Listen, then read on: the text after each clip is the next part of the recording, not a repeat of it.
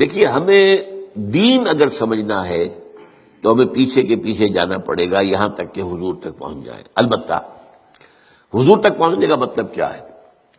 ایک حضور نے ہمیں قرآن دیا، ایک حضور کی سنت، ان دونوں کو ہمیں اختیار کرنا پڑے گا۔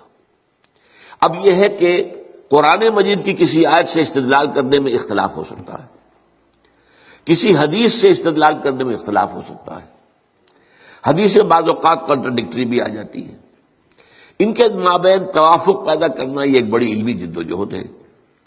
تو یہ جو انفر کرنا ہے قرآن سے اور حدیث سے، اس میں ہمارے فقہا نے اپنی زندگیاں لگائی ہیں، اور اس اعتبار سے اگر ان کو فالو کیا جا رہا ہے تو اس بنیاد پر کہ یہ قرآن اور سنت کی تعبیر ہے۔ لیکن اصل میں ہوا کیا ہے، جب ہمارا دور زوال شروع ہوا، امام ابو حنیفہ نے تو یہ کہا تھا کہ اگر کوئی صحیح حدیث تمہیں مل جائے میرے کسی موقف کے خلاف تو میری بات کو اٹھا کے دیوار پر دے مارنا۔ لیکن اس کے بعد یہ ہوتا ہے کہ فرقہ پرستی شروع ہو گئی ہے۔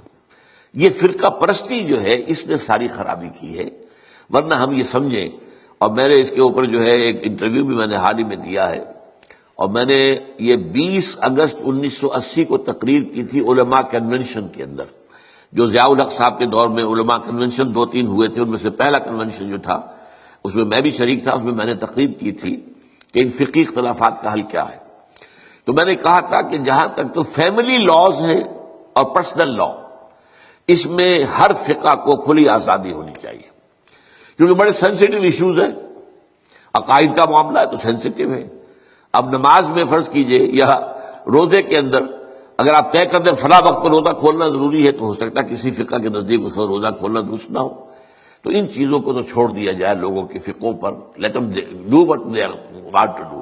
لیکن لا آف دی لینڈ میں کسی فقہ کو تسلیم نہ کیا جائے، بلکہ سب کو تسلیم کیا جائے۔ اب اس میرے فرق کو سمجھ لیجئے، کوئی فقہ بائنڈنگ نہیں، لیکن تمام فقہوں کو ہم اپنا سمجھیں کہ یہ ہمارا ایک اثاثہ علمی ہے، ایک کامن ہیریٹاج ہے، ہمارا تراث علمی ہے۔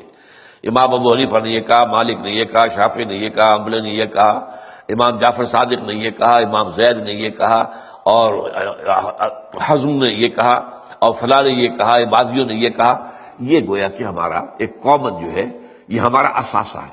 اس سب کو سامنے رکھ کر آپ ایک نئی قانون سازی کر سکتے ہیں۔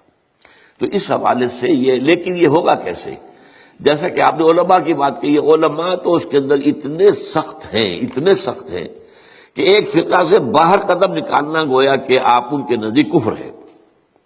حالانکہ کہتے یہ ہیں کہ کم سے کم 4 فقہوں کو تو میں نے تو 8 گنوائی ہے نا، حنفی، مالکی، شافعی، حنبلی، جعفری، زیدی، عباضی اور ظاہری، یہ 8 فقہ ہیں۔ یہ 8 میں یہ سب کے سب جو ہے انہوں نے قرآن اور سنت سے استفادہ کیا ہے۔ ان سب کو رکھے بیک گراؤنڈ میں، جیسے کہ آپ کو معلوم ہے کہ ہائی کورٹ، سپریم کورٹ کے فیصلوں میں یہ حوالے آیا کرتے ہیں کہ بامبے ہائی کورٹ نے فلاں ایسا ہی مقدمہ تھا، اس میں یہ فیصلہ دیا تھا۔ یہ پریسیڈنٹس ہیں۔ کلکتہ ہائی کورٹ نے یہ کیا تھا، یا جو انگلستان کی سب سے اونچی جو ہائی کورٹ ہے اس نے یہ فیصلہ دیا۔ یہ پریسیڈنٹس کے طور پر بطور دلیل اپنے جو وہ ہوتے ہیں فیصلے ان میں کوٹ کیے جاتے ہیں، تو ہم جو ہے فیصلہ اس کے مطابق کر سکتے ہیں۔ میں کہہ رہا تھا کہ ہمارے جو سنی فقہا ہیں، وہ جو علماء ہیں، چاروں کو کہتے ہیں حق ہے، حنفی بھی حق ہے، شافعی بھی حق ہے، مالکی بھی حق ہے اور حنبلی بھی، لیکن تمہیں ایک کی پیروی کرنی ہوگی لازم۔ یہ میرے خیال میں ان کی زیادتی ہے، ان کی فرقہ پرستی ہے، اور اس کی وجہ اصل میں کیا ہے، اس میں غلطی ہماری ہے اصل میں، جس کے نتیجہ وہ نکلا ہے۔ ہم نے نہ دین پڑھنا ہے نہ سیکھنا ہے، ہم نے ایک مولوی کلاس پیدا کر دی ہے، ایک پروفیشن پیدا کر دیا ہے۔ حالانکہ اسلام میں کوئی مولوی پروفیشن نہیں ہے، اسلام میں کوئی پاپائیت نہیں ہے، اسلام میں کوئی برہمنزم نہیں ہے۔ یہ نہیں ہے کہ جب تک برہمن نہیں آئے گا شادی نہیں ہو سکتی، جب تک برہمن نہیں آئے گا ارتھی جو ہوتی ہے اس کو آگ نہیں لگائی جاتی، یہ نہیں ہو سکتا۔ ہمارے ہاں کوئی برہمنزم نہیں ہے، لیکن چونکہ ہم تو پڑھتے نہیں، ہم نے تو اپنے آپ کو اور طرف لگایا ہوا ہے۔ تھوڑی سی دینی بنیادی معلومات حاصل ہوں، قرآن اور حدیث کا علم کچھ ہو، تو ہر شخص نماز پڑھا سکتا ہے، ہر شخص جو ہے اپنی بیٹی کا نکاح خود پڑھائے، ہر شخص جو ہے وہ اپنے والد کا جنازہ خود پڑھے، تو وہی گویا کہ پروفیشنل ختم ہو جائے گا۔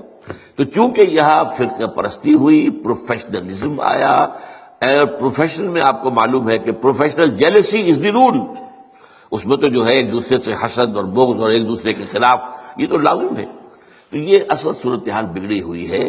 اس کا علاج یہی ہے کہ آپ کمر ہمت کسے، خود قرآن اور حدیث کو پڑھے، اللہ کا نام لے اور کمر کسے. یہی کام ہم نے کیا، میں نے یہی کیا. میرا پیشہ تو نہیں تھا، میں مولوی تو نہیں تھا، میرے پاس کسی مدرسے کی سند تو نہیں ہے. 40 سال میں نے جمعہ پڑھایا ہے الحمدللہ. درس قرآن میں 50 سال سے دے رہا ہوں الحمدللہ. میرے بیٹے اب جمعہ پڑھا رہے ہیں. وہ ایک MBBS ہے ان میں سے، ایک جو ہے MA فلاسفی ہے، ایک جو ہے وہ ڈاکٹریٹ کے کورسز انہوں نے مکمل کر رکھے ہیں اکنامکس کے اندر. پڑھا رہے ہیں جمعہ. ان لوگ کہاں پڑھا رہے ہیں؟ تو یہ کام کرنا جو ہے اس کی طرف زیادہ توجہ ہونی چاہیے پازیٹیولی. باقی جو کچھ ہے اس کا آپ کا مشاہدہ صحیح ہے، وہ غلط